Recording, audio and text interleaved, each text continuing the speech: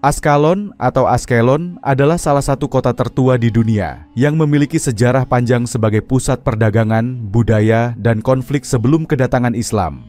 Kota ini terletak di pantai timur Laut Mediterania, di wilayah yang sekarang dikenal sebagai bagian dari Israel modern. Berikut adalah garis besar sejarah Askalon sebelum kedatangan Islam. Askalon dihuni sejak zaman batu, sekitar 10.000 sebelum Masehi. Lokasi strategisnya di dekat Laut Mediterania menjadikannya tempat ideal bagi komunitas manusia awal. Penemuan arkeologi menunjukkan adanya perkampungan nelayan dan petani di wilayah ini. Askalon menjadi kota penting dalam perdagangan regional, khususnya karena lokasinya di jalur perdagangan utama antara Mesir dan Levan. Pada masa ini, kota tersebut diperkuat dengan tembok besar untuk melindunginya dari serangan. Pada zaman Perunggu Tengah dan Akhir, Askalon berada di bawah pengaruh Mesir. Kota ini menjadi pos perdagangan penting dan pusat administrasi Mesir di wilayah Kanaan. Prasasti Mesir kuno mencatat keberadaan Askalon sebagai bagian dari jaringan kota-kota yang setia kepada Firaun. Setelah runtuhnya kekaisaran Mesir di Kanaan, Askalon menjadi salah satu kota utama orang Filistin, bersama dengan Gaza, Asdod, Ekron, dan Gad. Filistin dikenal sebagai masyarakat pelaut yang membawa budaya, teknologi, dan sistem ekonomi baru ke wilayah tersebut. Askalon menjadi terkenal karena industrinya, termasuk produksi minyak zaitun dan perdagangan anggur. Dalam narasi Alkitab Ibrani, Filistin sering digambarkan sebagai musuh kerajaan Israel. Askalon disebut dalam kisah-kisah peperangan antara Israel dan Filistin. Askalon ditaklukkan oleh Kekaisaran Asyur pada abad ke-8. Sebelum Masehi di bawah kepemimpinan Tiglat-Pileser III. Kota ini dikenakan upeti berat, tetapi tetap menjadi pusat perdagangan penting. Setelah jatuhnya Asyur Babilonia di bawah Raja Nebukadnezar II, menghancurkan Askalon sebagai hukuman atas pemberontakan lokal. Kota ini kemudian menjadi bagian dari Kekaisaran Babilonia baru. Di bawah pemerintahan Persia, Askalon kembali berkembang sebagai bagian dari satrapi, provinsi, di wilayah Levan. Kota ini berfungsi sebagai pusat perdagangan yang menghubungkan Kekaisaran Persia dengan wilayah Mediterania. Setelah penaklukan Alexander Agung, Askalon menjadi bagian dari dunia Helenistik. Kota ini memperoleh pengaruh budaya Yunani dan berkembang sebagai kota pelabuhan.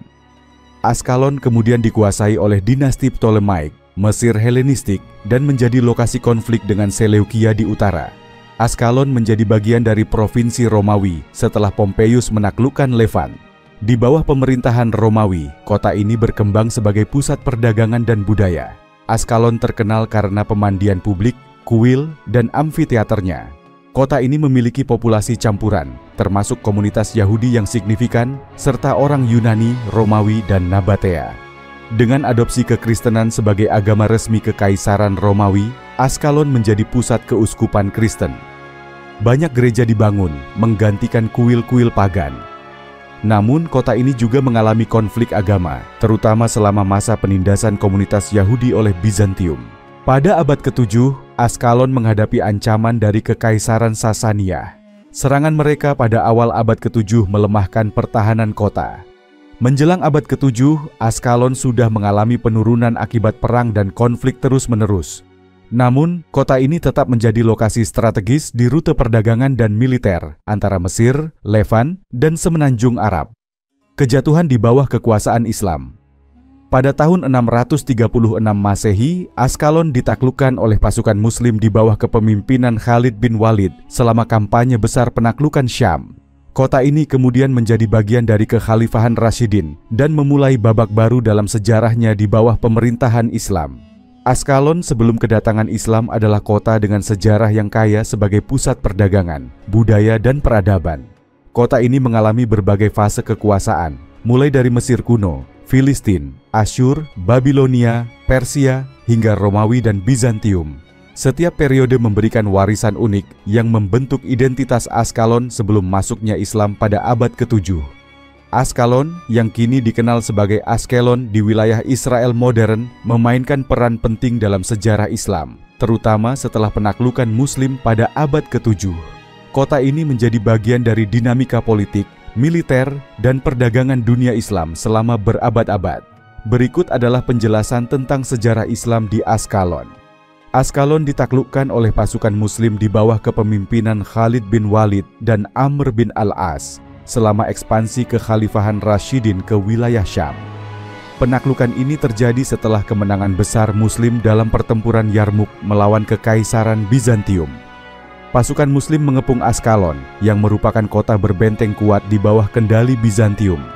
Setelah perlawanan singkat, kota ini menyerah melalui negosiasi damai dan penduduknya diberikan perlindungan berdasarkan syarat-syarat hukum Islam, aman. Setelah penaklukan, Askalon menjadi bagian dari wilayah administrasi Syam dan diintegrasikan ke dalam sistem pemerintahan Islam. Kota ini berkembang menjadi pusat perdagangan berkat lokasinya yang strategis di pesisir Laut Mediterania.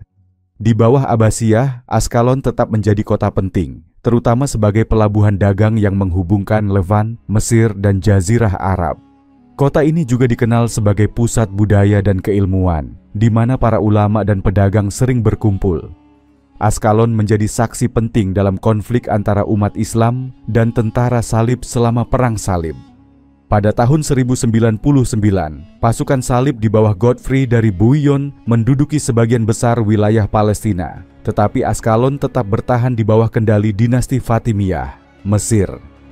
Setelah penaklukan Yerusalem oleh tentara salib, Fatimiyah meluncurkan serangan untuk merebut kembali wilayah tersebut. Pertempuran besar terjadi di dekat Askalon, di mana tentara salib berhasil mengalahkan pasukan Fatimiyah. Namun, kota ini tetap menjadi benteng Muslim hingga akhirnya jatuh ke tangan tentara salib pada tahun 1153 setelah pengepungan panjang. Askalon menjadi pusat konflik strategis antara umat Islam dan tentara salib karena lokasinya yang strategis sebagai pintu masuk ke Mesir. Salahuddin Al-Ayyubi berhasil merebut kembali Askalon dari tentara salib setelah kemenangan besar dalam Pertempuran Hattin. Penaklukan kembali Askalon adalah bagian dari upaya Salahuddin untuk mengamankan wilayah Palestina dan Syam dari pengaruh Salibis. Salahuddin memerintahkan penghancuran sebagian besar benteng Askalon agar tidak jatuh kembali ke tangan tentara salib. Tetapi kota ini tetap menjadi bagian penting dari wilayah Ayyubiyah. Setelah kehancuran sebagian besar bentengnya, Askalon menjadi kurang signifikan secara militer, tetapi tetap penting secara ekonomi dan budaya. Mamluk mengelola kota ini sebagai bagian dari provinsi Mesir dan Levan. Di bawah Ottoman, Askalon menjadi kota kecil, tetapi tetap dihuni oleh komunitas Muslim, Yahudi, dan Kristen. Kota ini kehilangan perannya sebagai pusat utama perdagangan, tetapi masjid dan makam suci tetap menjadi daya tarik spiritual bagi umat Islam. Sebuah tradisi Islam menyebutkan bahwa kepala Husain bin Ali, cucu Nabi Muhammad, sempat disemayamkan di Askalon sebelum dipindahkan ke Kairo oleh dinasti Fatimiyah. Hal ini menjadikan Askalon sebagai tempat ziarah penting bagi umat Islam selama beberapa abad. Selama masa kejayaannya, Askalon menjadi pusat pendidikan agama dengan madrasah-madrasah yang mengajarkan ilmu-ilmu Islam. Ulama terkenal dari Askalon sering memberikan kontribusi pada perkembangan ilmu fikih, tafsir, dan hadis. Penaklukan Askalon membawa perubahan besar, mengintegrasikan kota ini ke dalam jaringan politik, ekonomi, dan budaya Islam. Hukum Islam diterapkan, dan penduduk non-Muslim seperti Yahudi dan Kristen diizinkan hidup damai di bawah sistem zimmi. Identitas Askalon berubah dari kota yang diperebutkan berbagai kekaisaran menjadi bagian integral dari dunia Islam. Kota ini menjadi saksi penting bagaimana Islam menyebar dan beradaptasi dengan konteks lokal, menciptakan harmoni di tengah keragaman. Askalon memiliki sejarah yang panjang dan dinamis dalam dunia Islam, mulai dari penaklukan awal oleh pasukan Rashidin hingga peran pentingnya selama Perang Salib dan masa pemerintahan Mamluk serta Ottoman. Kota ini menjadi saksi interaksi antara peradaban Islam dan dunia luar, menunjukkan kekayaan sejarah Islam dalam mengelola wilayah-wilayah yang multikultural dan strategis. Pengepungan Askalon pada tahun 1153 bukanlah peristiwa yang melibatkan dinasti Seljuk, tetapi lebih terkait dengan konflik antara dinasti Fatimiyah Mesir dan tentara salib, yang kemudian diakhiri dengan jatuhnya Askalon ke tangan tentara salib. Namun, berikut adalah penjelasan tentang bagaimana peristiwa ini dipandang dari sudut pandang sejarah Islam Sunni, dengan penekanan pada konteks hubungan dinasti Seljuk dengan wilayah tersebut. Askalon adalah kota pesisir di Palestina yang menjadi benteng pertahanan penting dinasti Fatimiyah Mesir. Kota ini dianggap sebagai gerbang Mesir karena posisinya melindungi jalur menuju wilayah Fatimiyah dari ancaman tentara salib. Setelah penaklukan Yerusalem oleh tentara salib pada tahun 1099, wilayah di sekitarnya menjadi medan pertempuran antara pasukan Muslim, Fatimiyah, Seljuk, dan Ayyubiyah, dan kekuatan salib. Pada pertengahan abad ke-12, dinasti Seljuk tengah mengalami fragmentasi kekuasaan dan lebih fokus pada konflik internal serta ancaman di wilayah Irak dan Iran. Seljuk tidak memiliki peran langsung dalam mempertahankan Askalon, karena wilayah Syam lebih banyak dikuasai oleh dinasti Zengid, penguasa Muslim Sunni, dan Fatimiyah, penguasa Muslim Syiah. Raja Baldwin III dari Kerajaan Yerusalem memimpin pengepungan besar-besaran terhadap Askalon dengan tujuan merebut benteng terakhir yang melindungi Mesir dari serangan tentara salib. Tentara salib menggunakan teknik pengepungan canggih, termasuk menara pengepungan besar yang memungkinkan mereka menyerang tembok kota. Pasukan Fatimiyah Mesir yang mempertahankan Askalon terdiri dari garnisun Muslim yang kuat. Kota ini bertahan selama berbulan-bulan, tetapi akhirnya jatuh akibat pengepungan yang panjang dan perlawanan yang terkikis. Pada bulan Agustus 1153, setelah serangan hebat dan kebakaran besar yang melemahkan pertahanan kota, Askalon menyerah kepada tentara salib. Penduduk Muslim diizinkan meninggalkan kota dengan syarat mereka menyerahkan senjata dan harta benda. Dari sudut pandang Sunni, salah satu alasan utama jatuhnya Askalon adalah kurangnya kerjasama antara dinasti Fatimiyah dan kekuatan Muslim Sunni di Syam, seperti Zengid atau sisa-sisa Seljuk. Perpecahan antara Sunni dan Syiah dianggap melemahkan posisi umat Islam dalam menghadapi ancaman eksternal. Askalon dipandang sebagai simbol penting ketahanan umat Islam melawan tentara salib. Namun, kejatuhannya menjadi pengingat bahwa persatuan umat diperlukan untuk melawan invasi asing. Jatuhnya Askalon menjadi salah satu motivasi bagi pemimpin-pemimpin Muslim Sunni seperti Nuruddin Zengi dan kemudian Salahuddin al-Ayyubi untuk menyusun strategi pembebasan wilayah Palestina dan Syam dari cengkeraman tentara salib. Kejatuhan Askalon membuka jalan bagi tentara salib untuk menyerang Mesir, yang akhirnya menyebabkan melemahnya dinasti Fatimiyah. Mesir kemudian diambil alih oleh dinasti Ayyubiyah di bawah Salahuddin, yang menyatukan kekuatan Muslim Sunni di wilayah tersebut. Peristiwa ini sering disebut dalam narasi Sunni sebagai salah satu contoh bagaimana kelemahan internal umat Islam memberikan keuntungan bagi musuh. Hal ini memperkuat seruan untuk persatuan di bawah kepemimpinan Sunni. Meskipun dinasti Seljuk tidak secara langsung terlibat dalam pengepungan Askalon tahun 1153, peristiwa ini tetap relevan dalam sejarah Islam Sunni sebagai contoh dampak perpecahan dalam menghadapi ancaman eksternal. Kejatuhan Askalon menjadi momen penting yang mengilhami pemimpin-pemimpin Muslim Sunni untuk bangkit dan memulai kampanye pembebasan wilayah Palestina dan Syam pada dekade-dekade berikutnya.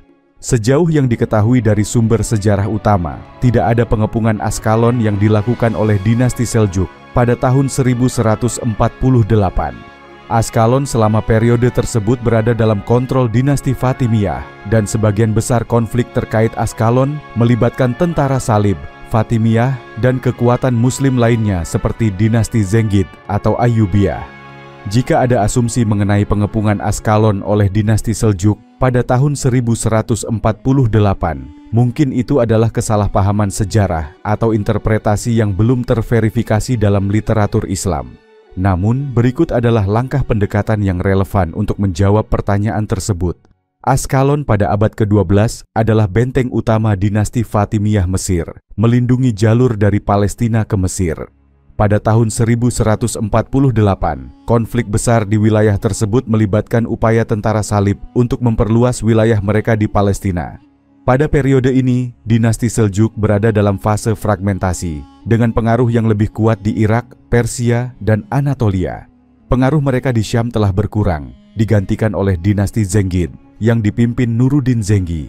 Karena tidak ada catatan tentang pengepungan Askalon oleh Seljuk pada 1148, analisis pandangan ilmuwan Muslim dan ulama mengenai kondisi Askalon setelah pengepungan tidak memiliki dasar historis. Namun, kita dapat mengacu pada pandangan umum ulama Sunni mengenai kondisi umat Islam di Palestina pada masa Perang Salib, Banyak ulama Muslim Sunni seperti Ibnu Al-Athir mencatat bahwa perpecahan antara dinasti Fatimiyah dan kekuatan Sunni seperti Zenggit dan Seljuk melemahkan posisi umat Islam di Palestina dan Syam. Mereka menganggap lemahnya kerjasama sebagai salah satu alasan kejatuhan benteng-benteng strategis seperti Askalon. Dalam literatur Islam, Askalon sering disebut sebagai salah satu benteng terakhir yang melindungi Mesir dari invasi tentara Salib. Ulama seperti Ibn Taimiyah dan sejarawan lainnya memandang pentingnya persatuan politik untuk mempertahankan wilayah strategis seperti Askalon. Meskipun tidak ada pengepungan Askalon oleh Seljuk pada 1148, penting untuk memahami bagaimana ulama dan sejarawan Muslim memandang dinamika politik dan militer secara lebih luas.